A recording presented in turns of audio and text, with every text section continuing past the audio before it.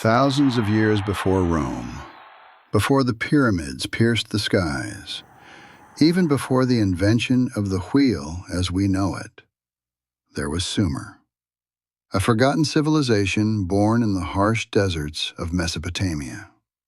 Here, humanity didn't just survive, it began to build. Who were these ancient pioneers? How did they create cities, writing, and law, while the rest of the world still wandered in tribes?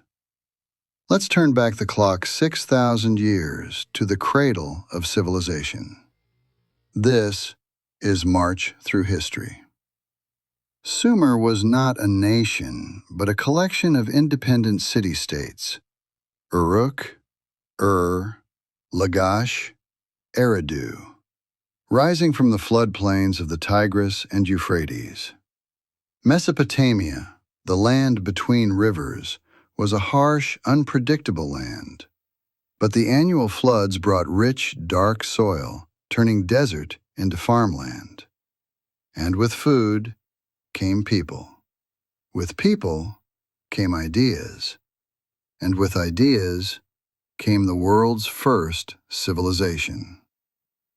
City life in ancient Sumer. By 3500 BCE, Sumerian cities were marvels of planning and innovation. Uruk, possibly the largest city on Earth at the time, was home to over 40,000 people. It had massive defensive walls, canals, marketplaces, neighborhoods, and central temples called ziggurats, pyramid-like structures that connected Earth to the heavens. Each city had its own patron deity. Uruk worshipped Inanna, goddess of war and love. Nippur revered Enlil, god of storms and kingship. Religion wasn't just a belief, it was governance. Priests managed food supplies, irrigation, trade, and law. And eventually, kings rose, claiming divine authority. The inventions that changed the world. The Sumerians gave birth to innovations that still shape our lives. Cuneiform, the world's first writing system etched into clay with a reed stylus. It began with accounting, tracking grain, livestock, and beer taxes, but soon expanded to myths, treaties, prayers, and legal codes. The wheel, likely invented here, not for travel at first, but for shaping pottery. Later, wheels became vital for carts and war chariots. Math and time. Sumerians used a sexagesimal system, base 60. That's why we have 60 seconds in a minute and 360 degrees in a circle. Irrigation and engineering.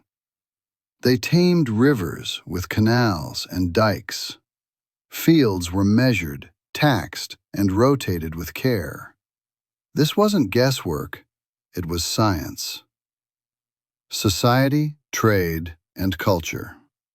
Sumerian society was deeply stratified. At the top, priests, scribes, and kings. Beneath them, merchants, artisans, and farmers. And at the bottom, slaves, often prisoners of war or people in debt.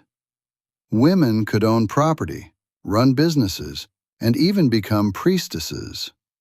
Some scholars believe Sumer was relatively progressive for its time. Sumer was also a hub of international trade. Sumerian merchants traded grain, wool, and oil for copper from Oman, timber from Lebanon, lapis lazuli from Afghanistan, and gold from Egypt. All of this thousands of years before the rise of Greece, Persia, or Rome. The Epic of Gilgamesh. From this civilization came one of the oldest surviving works of literature, the Epic of Gilgamesh. Gilgamesh, the powerful king of Uruk, seeks immortality after the death of his friend Enkidu. He faces gods, monsters, and a great flood, bearing eerie similarity to later biblical tales. The story explores death, legacy, and what it means to be human. It's a reminder, even the first civilizations ask the same questions we do today. The fall of Sumer. But no golden age lasts forever.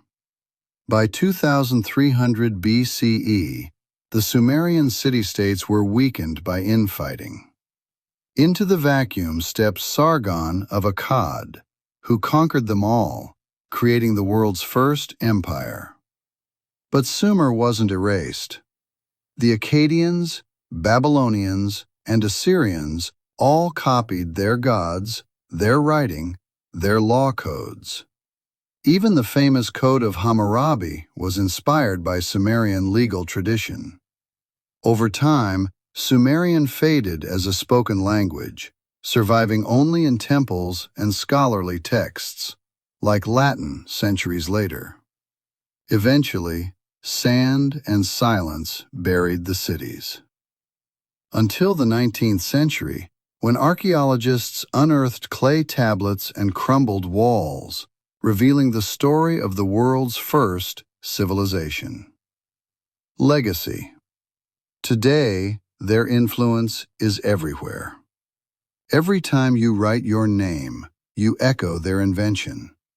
Every spinning wheel, ticking clock, and ledger owes something to Sumer. Every civilization that followed stood on their shoulders. They were the first to ask not just how to live, but how to build a world. This is March Through History.